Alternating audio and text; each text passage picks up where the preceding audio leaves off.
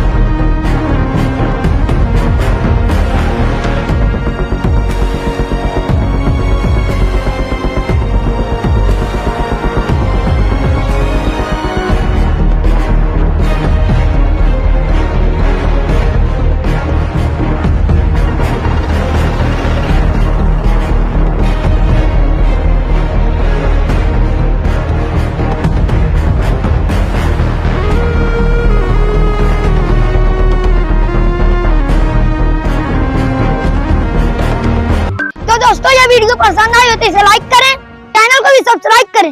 जो लाल वाला बटन दिख रहा है उसमें क्लिक हो जाना चाहिए, चाहे उसमें कूद पर हो चाहे मर पर हो, पर वो लाल वाला बटन क्लिक हो जाना चाहिए, बस सब्सक्राइब हो जाना चाहिए। तो चलिए मिलते हैं किसी नए धमाकेदार एक्सपेरिमेंट में। तब आप सभी लोगों को जय हिंद, बाय बाय।